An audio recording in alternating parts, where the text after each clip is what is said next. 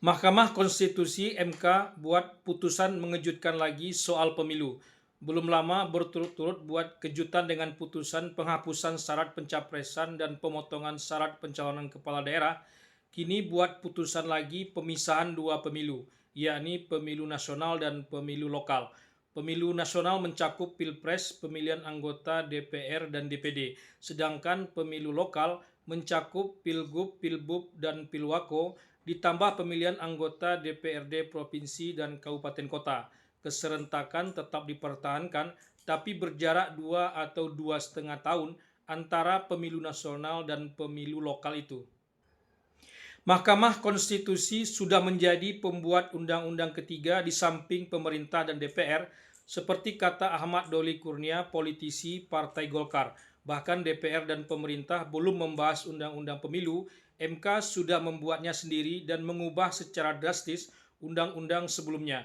Bayangkan kalau DPR dan pemerintah tak mau mengubah undang-undang pemilu seperti sebelumnya, maka akan kacaulah republik ini. Tapi kali ini MK seperti memaksa DPR dan pemerintah untuk sesegera mungkin mengubah undang-undang pemilu, termasuk undang-undang pilkada dan paket undang-undang politik lainnya. Putusan Mahkamah Konstitusi ini kan final and binding, ya. Suka atau tidak suka, mau atau tidak mau harus kita laksanakan. Walaupun misalnya berkali-kali saya mengatakan Mahkamah Konstitusi ini sudah seperti membentuk undang-undang ketiga sekarang, ya, selain DPR dan pemerintah gitu.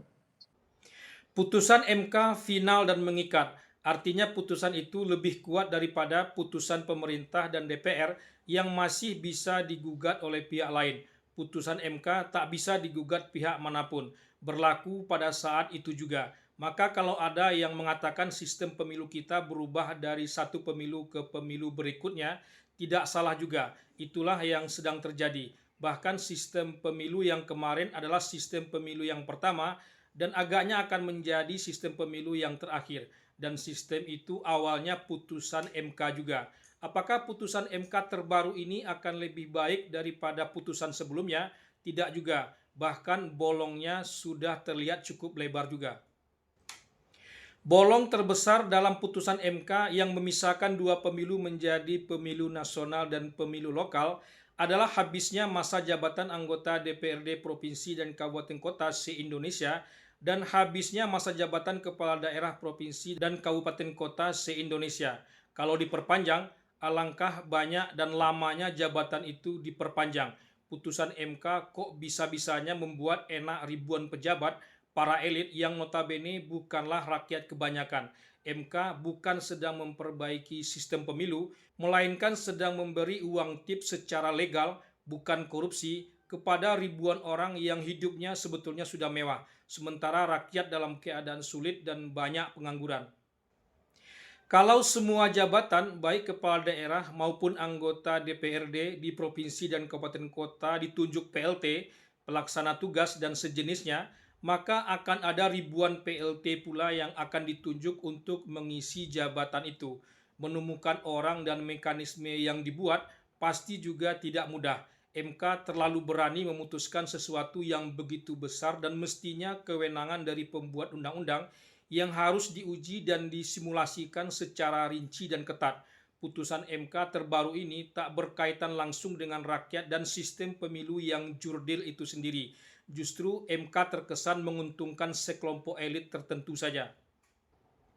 Bahkan sistem pemilu yang kemarin, saat ini setelah hampir 2 tahun pelaksanaan pemilu itu sendiri, sebetulnya belum sepenuhnya selesai.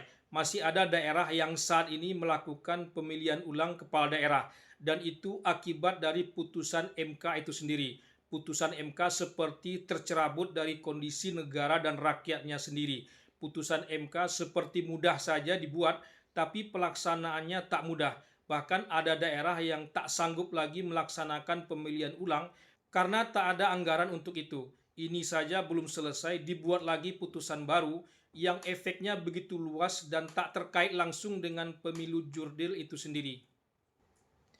Betul juga keluhan dari Ketua Komisi 3 Habibur Rahman yang merasa capek membuat undang-undang, lalu dengan mudah saja dipatahkan oleh para hakim MK karena dianggap tak melibatkan partisipasi masyarakat. Padahal putusan MK sebetulnya juga tak melibatkan partisipasi masyarakat, kecuali segelintir pihak yang menggugat saja. Putusan MK yang memisahkan dua pemilu, yakni pemilu nasional dan pemilu lokal, juga besar efeknya bagi semuanya.